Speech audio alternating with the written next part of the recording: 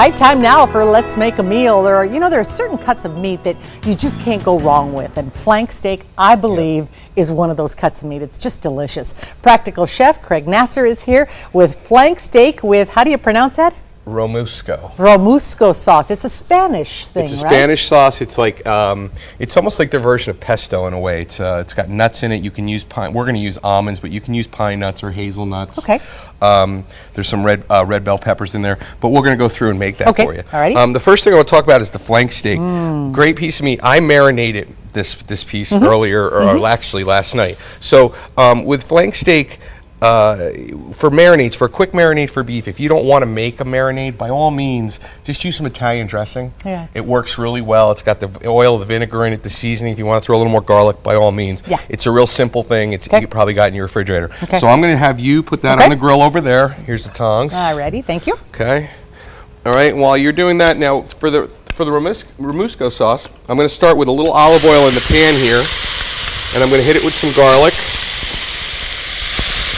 Like so. Oh, that smells like garlic, so good. so we're going to put a lot. Yeah, I love garlic too.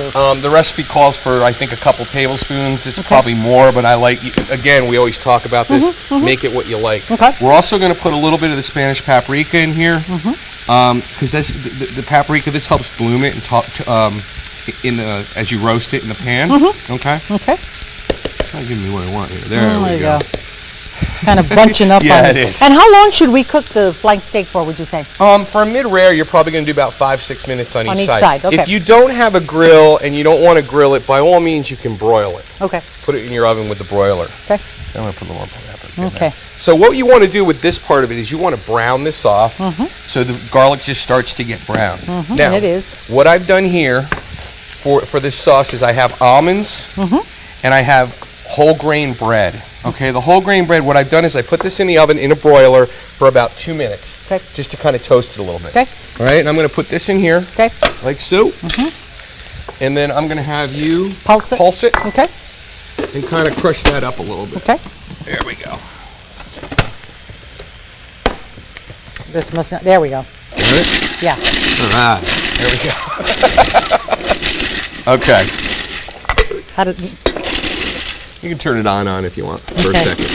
You want to get that like kind of a coarse ground to it. Okay. All right. And we'll stop it there. Yeah, that looks pretty coarse. Now what I have here is the roasted red peppers. You can buy them in the store already pre-roasted. If you want to roast your own, by all means. There's about 7 ounces of that goes in there.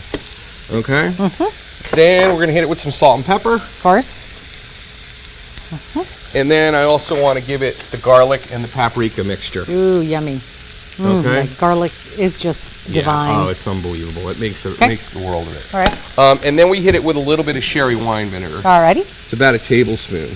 Okay. Just like that. Okay. Now, what you want to do with this, Martha, is you're going to turn this baby on. You're going to puree it till it's smooth. Okay. Okay. Now, just let it do the good thing about this is you can make it the day ahead of time.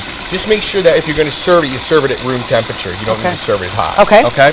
Now, while that's going, I'm going to take one of the pieces of meat that I did earlier. Now, what I want to talk about is you got to remember, always cut against the grain. You see how the grain's running this way? So you want to cut against that grain.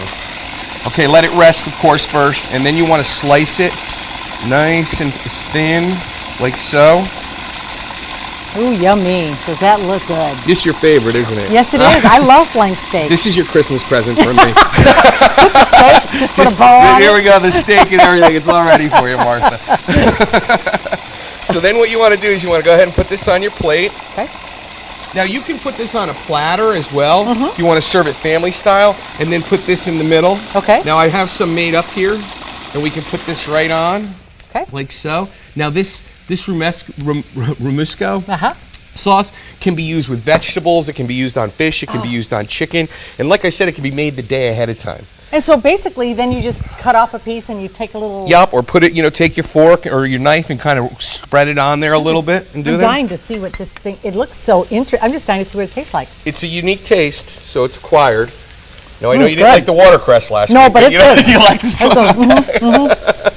So know. it's a really, like I said, it's very good. easy to make, and there's a lot of different things you can use this for. It's a great thing to make during the week, this week, during Christmas week. It's beautiful. Because it'll last in the refrigerator for a while, and there's many different things. Like I see, dip vegetables in it. Got a nutty taste. Stuff. It's Yeah, good. very nutty. All righty, Craig. Thank you. Okay. And if you'd like this recipe, just go to kvoa.com. It will be there for you. And we'll be right back.